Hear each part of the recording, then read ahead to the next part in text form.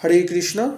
हम लोगों ने पिछले वीडियोस में अध्याय 1 के 7 श्लोक तक देख चुके थे और आज उसके आगे के श्लोक को डिस्कस करेंगे, जो कि कुछ इस प्रकार से हैं। भवान भीष्म च कर्ण च कृपा च समितिज्ञ च अश्वत्थाम विकर्ण च सोमदत्ति तथा एव च।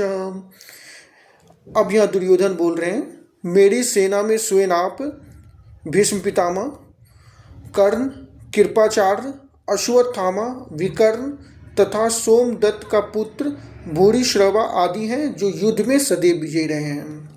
तात्पर्य: दुर्योधन उन अद्वितीय युद्धवीरों का उल्लेख करता है जो सदैव विजयी होते रहे हैं। विकर्ण दुर्योधन का भाई है, अश्वत्थामा द्रोणाचार्य का पुत्र है और सोमदत्ति या भूरिश्रवा बहालिकों के राजा का पुत्र है। कर्ण अर्जुन का भाई है और कृपाचार्य का जुर्मा बहन द्रोणाचार्य को ब्याही थी। इसके आगे का श्लोक है, अन्ये च बहवः शूरा मदर्थे त्यक्त्वा जीविता नाना सहस्त्र प्रहरणा सर्वे युद्ध विशारदाः। अब दुर्योधन आगे बता रहे हैं, ऐसे अन्य अनेक वीर भी हैं जो मेरे लिए अपना जीवन त्याग करने के लिए उद्यत हैं। वे विविध प्रकार के हथियारों से सुसज्जित हैं और युद्ध विद्या में निपुण हैं।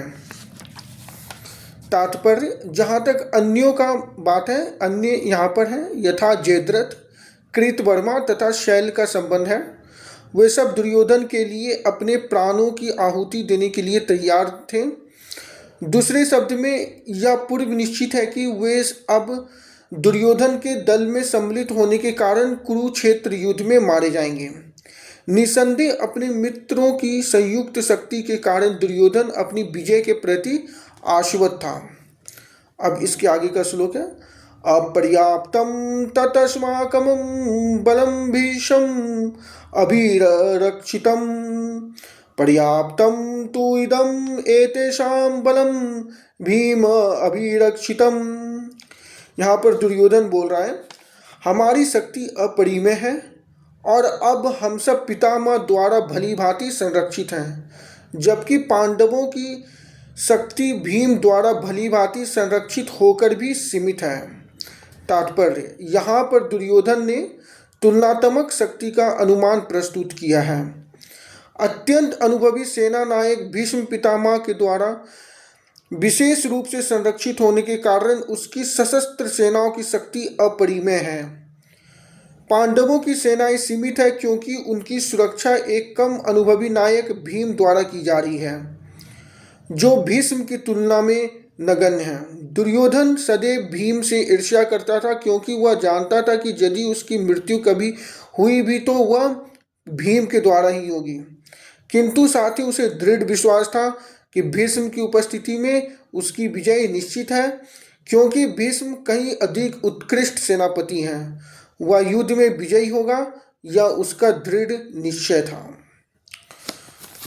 अयनेषु च सर्वेषु यथा भागम् अवस्थिता भीष्मम् एव अभिरक्षन्तु भवन्तः सर्वे एव हि।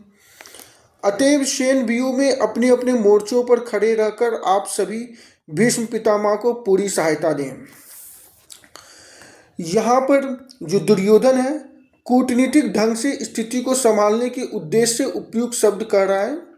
उसने बलपूर्वक कहा कि भीष्म देव निसंदेह महानतम योद्धा हैं, किंतु अब वे वृद्ध हो चुके हैं, अतः प्रत्येक सैनिक को चाहिए कि चारों ओर से उनकी सुरक्षा का विशेष ध्यान रखें। दुर्योधन को पूर्ण विश्वास था कि कुरुओं की विजय भीष्म देव की उपस्थिति पर निर्भर है।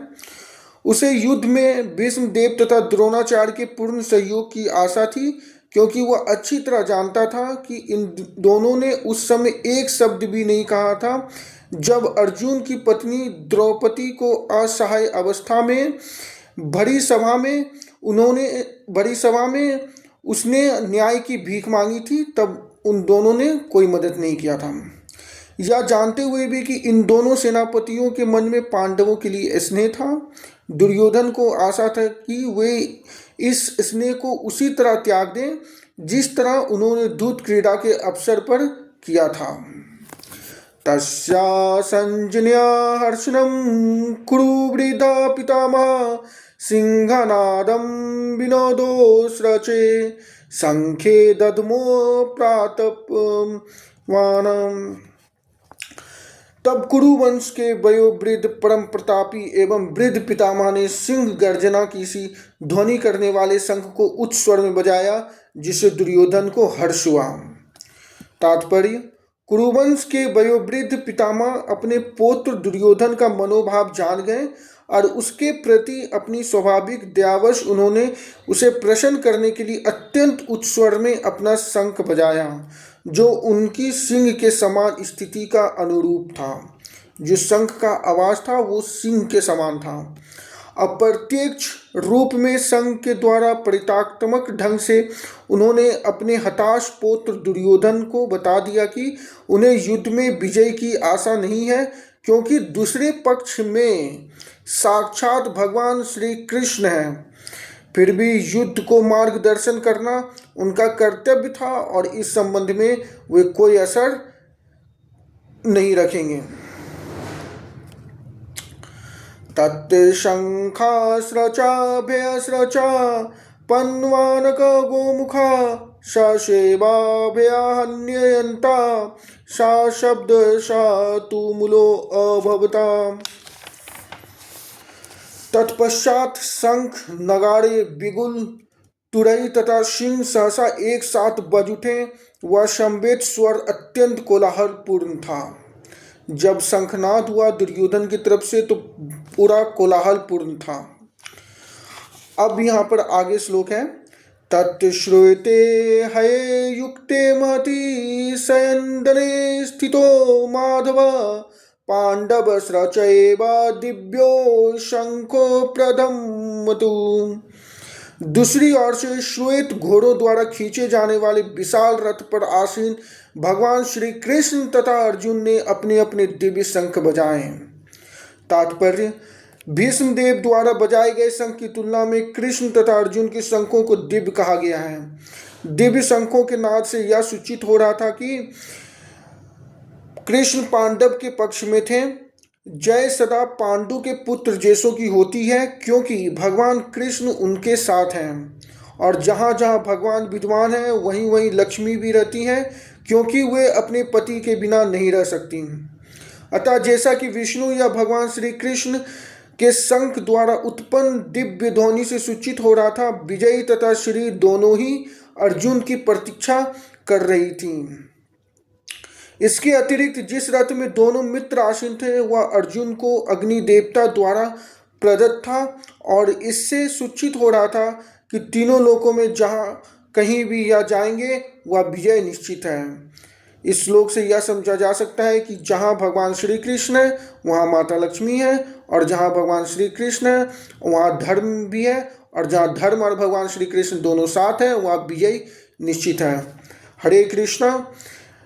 अगर आपको पसंद आया वो वीडियो तो लाइक एंड सब्सक्राइब कीजिए, और आगे और भी श्लोक का वीडियोज़ में लाऊंगा। हरे कृष्णा।